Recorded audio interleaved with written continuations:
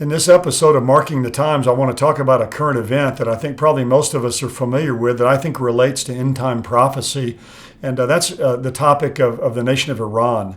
We've addressed this several times in relation to the Bible, to Ezekiel 38 and 39 and prophecies that are found in Scripture. But what we see happening in Iran today is really startling in many ways, and I think it's setting the stage for what the Bible predicts of an invasion of the land of Israel by Iran and allies in the end times. In 2015, the Iran nuclear deal was put together, and here recently, in the last year or so, President Trump withdrew from that nuclear deal and reimposed a lot of crippling sanctions on Iran. And because of that, Iran has been acting out. They've always been the number one state sponsor of terror in the world. But today they seem to be pushing a lot of different buttons, and it's hard to know exactly what they're up to. But certainly the Middle East today, because of Iran's activities, is a cauldron, kind of just waiting for the top to blow off of it. What we see happening, of course, is Iran shot down a U.S. drone. They've captured ships and really caused a disruption in the Strait of Hormuz, which is where 20% of the world's oil supply flows every day. The Strait of Hormuz runs right along the coast of Iran. They've captured some ships there. But most recently, the Houthi rebels, now these Houthi rebels are down in Yemen, but they're supported by Iran. They're a surrogate of Iran. Missiles, some cruise missiles and drone attacks took place in Saudi Arabia, trying to really disrupt again the world's oil supply. When that took place, they hit the Saudi Arabian oil megaplex and cut off about 5.7 million gallons of oil a day, which is about 5% of the world's supply. And it's believed that Iran's signature is all over this attack, so it's believed Iran was really behind it. And so the United States is trying to figure out what we're going to do. In fact, I think President Trump is meeting with his brain trust today, trying to figure out if some kind of targeted military strikes are in order.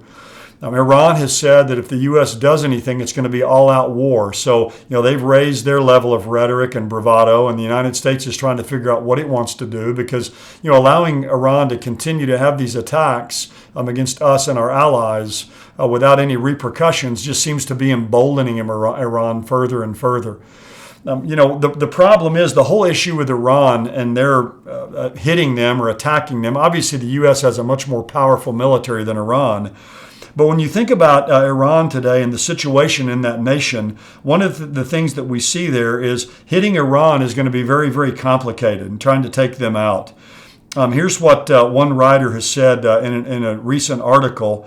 He says that Iran has all kinds of pockets of resistance forces throughout the Middle East. They have about 100 of these scattered around where they can really inflict a lot of damage. Now, again, they don't have any illusions, I think, of winning a war, but all kinds of damage can be inflicted upon anyone who comes against them. And that's why the U.S. is taking a lot of time thinking through exactly what we want to do.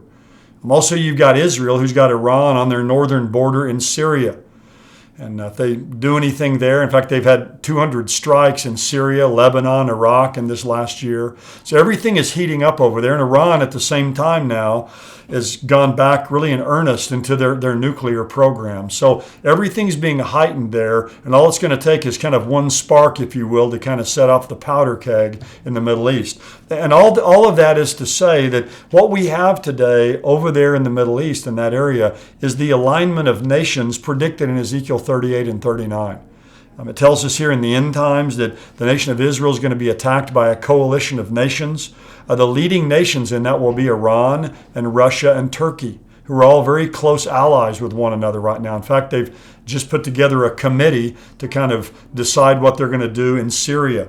And of course, they're mentioned Rosh is Russia, Meshech, Tubal, Gomer, and Togarmah. These ancient places that are mentioned are modern-day Turkey. And of course, Persia here is the nation of Iran. And it says these nations will attack Israel in the end, but it also talks about some other nations that don't take part in this invasion, and they're kind of on the sidelines protesting what's happening. And they're called Sheba, Dedan, and the merchants or the young lions of Tarshish. And Sheba and Dedan really is Saudi Arabia and the Gulf states that are the more moderate Arabs today that are aligned with the West. And the young lions or the merchants of Tarshish here is probably the Western nations, the nations of Western Europe, possibly even including the United States. So it's fascinating as we read this prophecy written 2,500 years ago that the exact alignments of nations that were predicted for today we see developing. And we see that Iran and Russia and Turkey are poised to come into the land of Israel. And again, we don't know all the twists and turns that these various events will take. But what we see today is a fascinating setup and stage setting for what the Bible predicts. So we're going to keep our eye on what's happening there in the Middle East, keep our eye on what's happening in Iran and Israel and Saudi Arabia and these various nations. And we'll keep you updated in further episodes about how that relates to end time prophecy. Thanks for joining us again. God bless you and have a good week.